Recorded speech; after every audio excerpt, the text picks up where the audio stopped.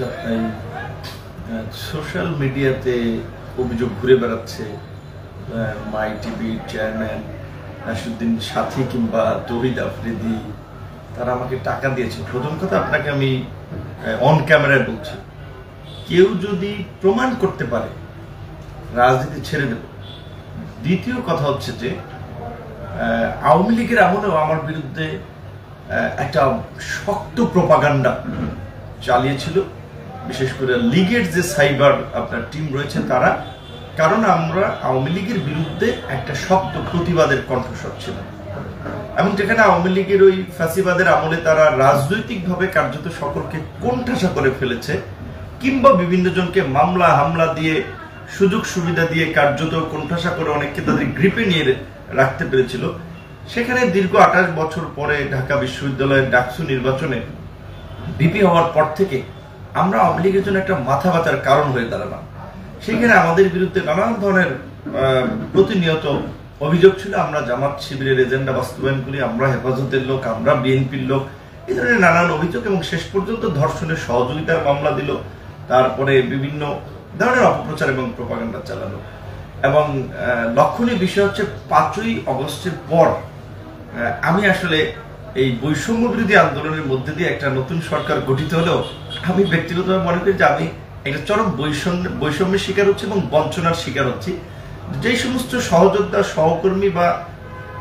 আপনার যাদের জন্য বলা চলে যে এই হাসিনার ফেসিবাদ উত্তল সময় আন্দোলন সংগ্রাম করেছি, ধরো আলেম ওলামাদের মুক্তি থেকে শুরু করে জামাতের নেতাদের পক্ষে কথা বলা, কিংবা তারা ভুক্তভোগীদের কথা বলা, বিএনপির পাশে বিভিন্ন ইস্যুতে দাঁড়ানো, কিংবা খালেদা জিয়ার সাথে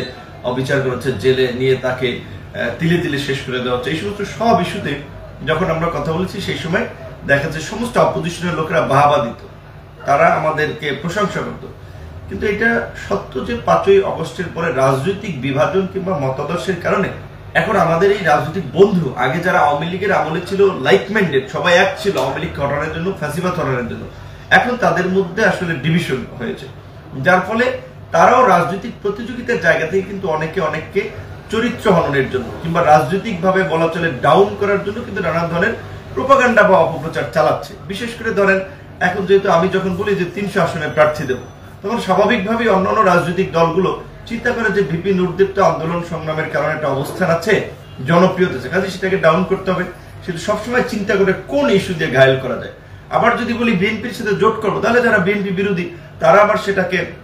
কাজে লাগিয়ে আপনার সেটা বিরুদ্ধে যে ভিপি নূর বিক্রি হয়ে গেছে, এই ইনুমেনন হয়ে গেছে, নানান ধরনের কথাবার্তা বলা। আবার যদি বলি যে জামাতের সাথে কিংবা এনসিপি নিয়ে জোট করবো, তখন আবার আরেক ধরনের একটা ন্যারেটিভ দাঁড় করে। তো সেই জায়গা থেকে আমার একটা সমস্যা হচ্ছে যে এখন এটা ঠিক যে এমন একটা চিপার মধ্যে পড়েছি বা গ্যারাকলে পড়েছি,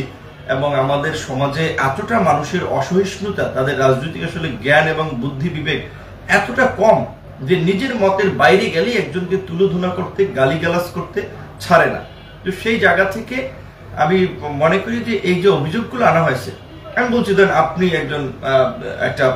মেইন স্ট্রিম মিডিয়ার সাংবাদিক, যুগান্তরের, আচ্ছা এখন হয়তো আপনার একটা কমেন্ট নেওয়ার জন্য আপনি আসছেন, আপনি যদি আমাকে কিছু প্রমাণ দিয়ে বলতেন যে ভাই এই প্রমাণ এই বিষয়ে যে আপনার বিরুদ্ধে এই অভিযোগ, দেখেন আপনি কিন্তু কোনো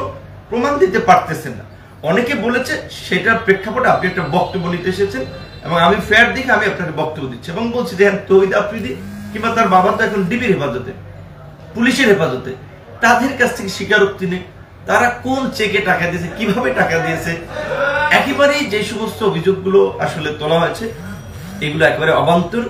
বিভ্রান্তিকর, এবং সবচেয়ে আশ্চর্যজনক হচ্ছে এই যে 2-3 জন সোশ্যাল মিডিয়া অ্যাক্টিভিস্ট, কারণ আমাদের এই নিউ ইয়র্ক থেকে বা আমেরিকায় যে থাকে সাংবাদিক ইলিয়াস হোসেন, সে আসলে দেশে থাকতে টুকটাক সাংবাদিকতা করেছিল। আমি যতদূর শুনেছি যে দেশের ঝামেলার কারণে পরে এক পর্যায়ে দেশ ছাড়তে বাধ্য হয়েছে। তো দেশের বাইরে গিয়ে আমাদের সাথে পরিচয় কিভাবে, সেও সরকার বিরোধী, আমরাও সরকার বিরোধী, এই সুবাদে সে দেখা যায় একটা চ্যানেল খুলছে, আমাদেরকে বলছে ভাই একটু শেয়ার দিয়ে আমরা প্রচার করতাম, একটা ভিডিও বানাইতে প্রচার করতাম। এইভাবে আমরা কিন্তু পরস্পরকে আসলে সহযোগিতা করেছি, ইনক্লুডিং পিনাকি ভট্টাচার্যের মতো লোক, সে আমাদের নিয়ে কথা বলছে, আমরাও তাদেরকে নিয়ে কথা বলেছি। কিন্তু আমি যতদূর জানতে পেরেছি যে গণ অভ্যুত্থানের পরে বিশেষ করে আমাদের বিরোধী দল সমূহের যে গণ অভ্যুত্থানের পরবর্তী সময়ে আমাদের বিরোধী দলসমূহ বিশেষ করে বিএনপি জামাত বা অপোজিশনের কারণে যারা বিদেশে আশ্রয় নিয়েছিল বা অ্যাসাইলাম, তাদের অনেকের অ্যাসাইলাম ক্যান্সেল করার জন্য ওই সমস্ত দেশগুলো চাপ দিচ্ছে যে এখন তো তোমাদের দেশে তোমাদের সরকার, তোমরা চলে যাও। তো আমার মনে হয় যে সেই কারণেই এখন আসলে আমাদের এক সময়ের সকলের বলা চলে অ্যাক্টিভিস্ট কিংবা আন্দোলন সংগ্রামের আপনার এই পিনাকিদা কিংবা ইলিয়াসরা বিশেষ করে এখন যার তার বিরুদ্ধে ভিডিও বানাচ্ছে, নানা ধরনের ন্যারেটিভ তৈরি করছে, অপপ্রচার চালাচ্ছে। বিএনপিরও তারা পার্টির কথা দেন, মির্জা ফখরুলকে বলে ভারতের দালাল, এই সালাউদ্দিন সাহেবকে, রুমিন ফারানাকে, আমির খসরু মাহমুদ চৌধুরীকে। আচ্ছা, বিএনপির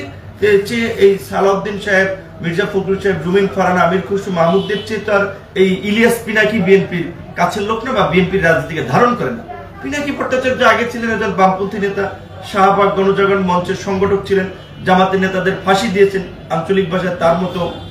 অনেক যে স্ল্যাং ল্যাঙ্গুয়েজে বলে যেটা কুপিয়েছেন।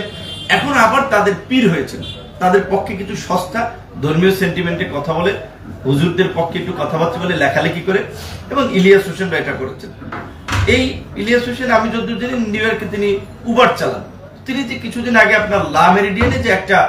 এই নতুন দোকান খুলেছেন বাংলা এডিশন নামে, কোথা থেকে এই টাকা পেয়েছেন? আমরা তো যতদূর জানি অনেক কিছু আমরা বলতে পারি না, রাজনীতি করি বিধায়, কিন্তু আসলে কিছু এই সমস্ত দুর্বৃত্তদের মুখোশ এখন উন্মোচন করা প্রয়োজন। এই কারণে এরা সমাজের মধ্যে চরম মাত্রা অসহিষ্ণুতা ছড়াচ্ছে, সমাজ এবং রাষ্ট্রের মানুষের